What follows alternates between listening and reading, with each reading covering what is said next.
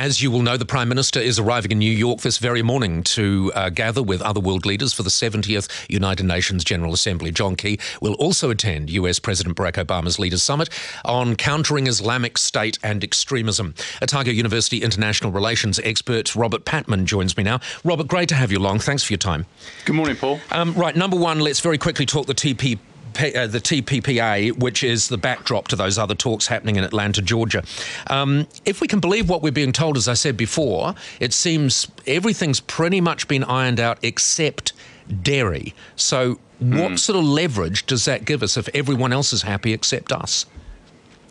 On the face of it, Paul, not a great deal, but I think John Key and Tim Grosser, the Trade Minister, have made it quite clear they're not going to just accept any deal on dairy.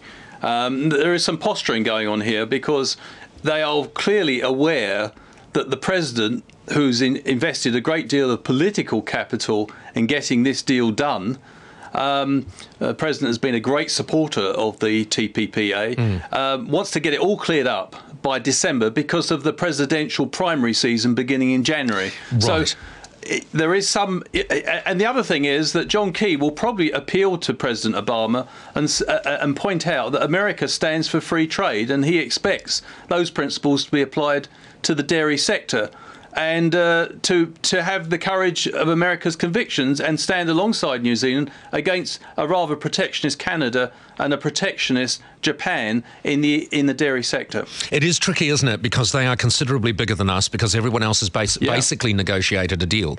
But the flip side of that is that there is a possibility that the deal can't go ahead without New Zealand signing. I mean, we're a cornerstone of the TPPA, aren't we? Yes, and the irony is that New Zealand, and John Key's pointed this out several times, played a great role, in fact a key role, in bringing Japan and Canada into the TPPA. And he must feel that there's some, this is not the right way to express gratitude, but obviously Japan and Canada, that both those governments are very conscious of how influential the farming sector are, and that both their farming sectors adamantly opposed to the sort of free trade agenda or liberalisation agenda that we have in the dairy sector. Yeah, I know you're going to say your pick, because I'm going to ask you for your pick. Will we sign or won't we? Your pick is that we will sign, I'm sure, isn't it? Well, we still stand to gain, although not as much, but it would be difficult for the government to sell that very hard domestically. Because of the dairy sector, it's 29% of our agricultural exports, so it's huge. Yeah, and it's like we start something for one aim and the whole thing turns to acid on us, and yet we still go ahead with it.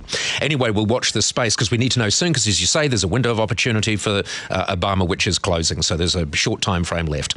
All right, let's talk migrants, because this is going to be one of the, we'll talk about ISIS in a moment, but at the UN Assembly, obviously we are on the Security Council. We could well come under some pressure to take in more Syrian migrants, to do more on Syria.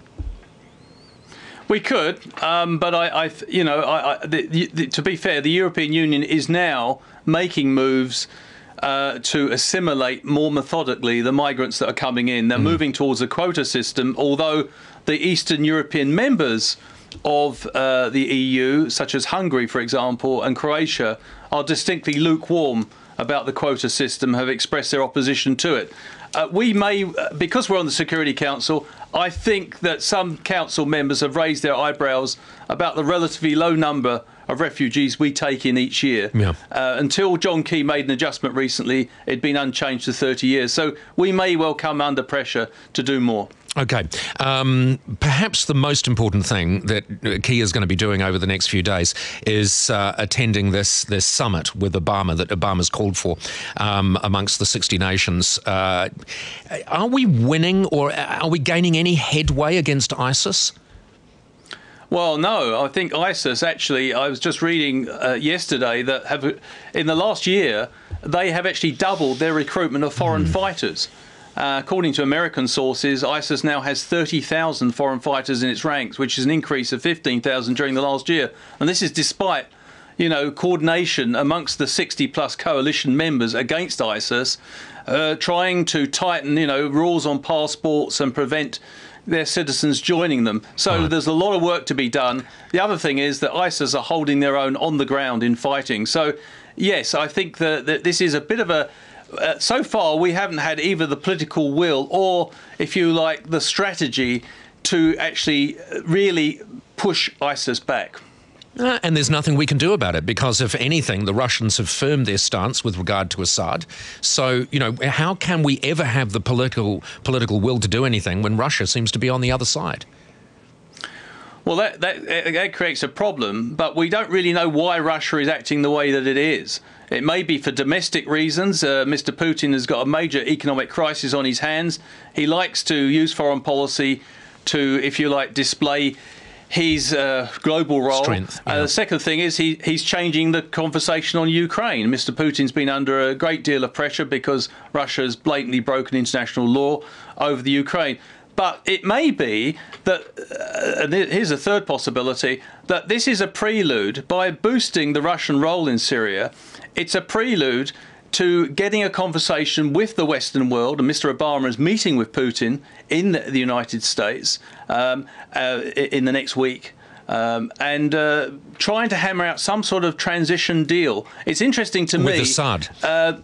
Yeah, with Assad. Yeah. Well, Assad, I think the Western position is that Assad may be part of a transition in Syria, but he can't be a long-term fixture, which is interesting because it might be a compromise between the Russian position and the Western position. Well, but God knows we need obviously, one. Well, yeah, absolutely, because Syria, clearly, the Syrian situation is inextricably linked to the rise of ISIS. Yes. Robert, thank you so much for joining us. Robert Patman. Thank you. Otago University international relations expert. And yes, the two, Syria is the hotbed for ISIS, obviously. So Putin is meeting both Obama and Elton John.